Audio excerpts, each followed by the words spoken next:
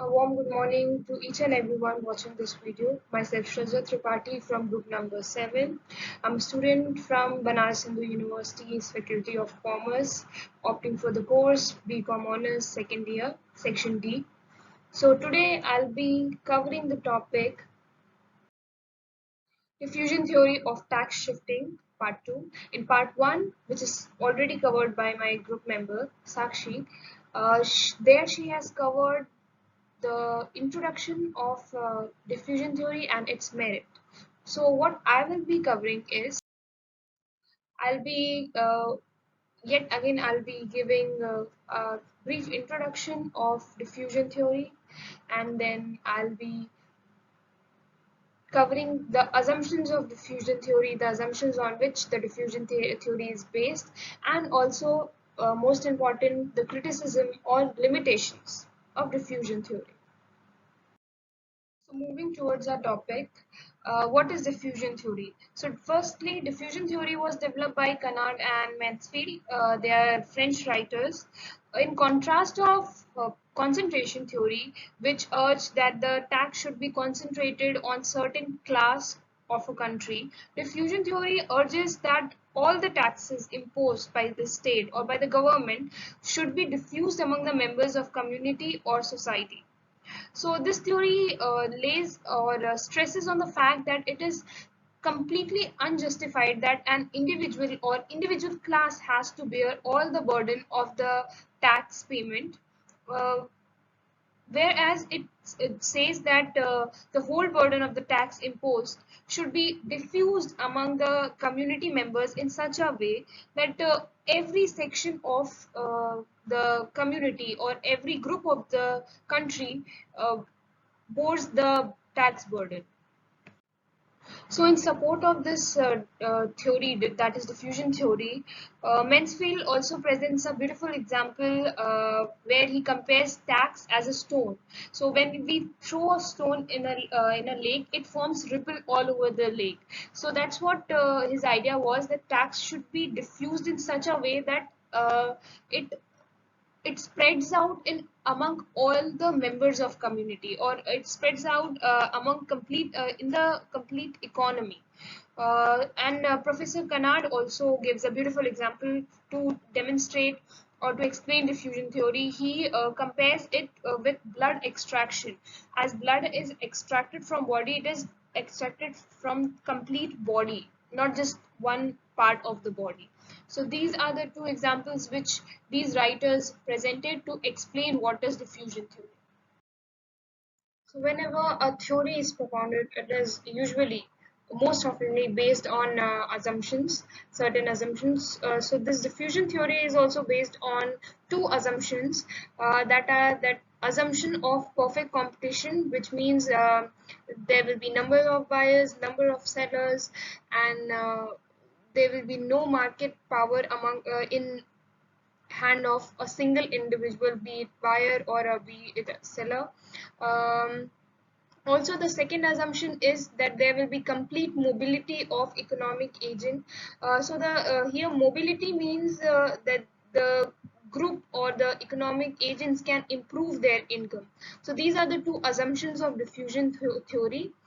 So moving towards our next slide. Okay, we already know what is diffusion theory, what are its assumptions. Also, one of the group member, as I said, has already covered the merit of diffusion theory.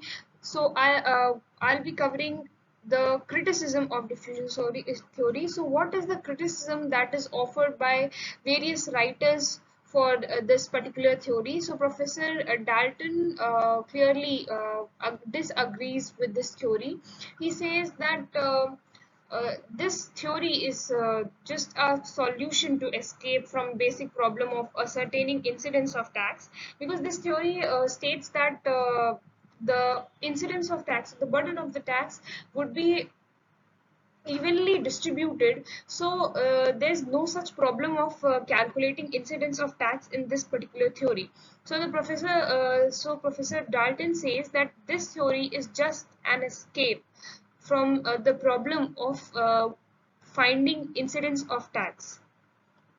The next criticism that is offered by Professor Walker, that this theory, diffusion theory, is based on a myth. What myth he was talking about is that assumption of perfect competition. So this theory assumes that it is based on a perfect competition, on the idea of perfect competition, which doesn't really exist in the real world. So the basic idea on which this complete theory is laid on becomes unrealistic, hence making this theory unrealistic.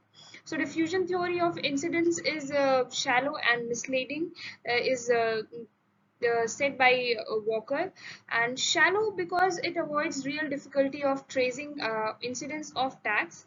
Lawmakers, the government usually they claim that the tax they are going to levy is will be distributed uh, among the different groups of the society, for example, let's take payroll tax. When this was going to be levied in USA, the government said that it would be 50-50 shared among the workers and employers, but they really ignored the fact that the incidence of tax is decided on the basis of demand and supply forces. So yes, this makes this theory unrealistic.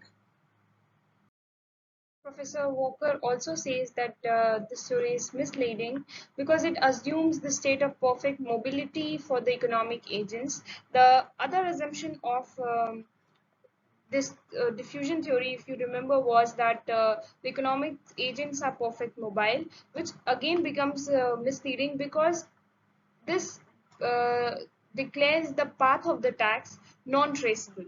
So yes, this is another criticism of diffusion theory. Also, when diffusion theory says that the tax would be diffused evenly among the different sections of economy, so in that section comes poor, the vulnerable poor people, uh, who do not really have any income, but because of this theory, because according to this theory, they are going to suffer the burden of the tax, which becomes unjust for them. So yes, these were the limitations of diffusion theory.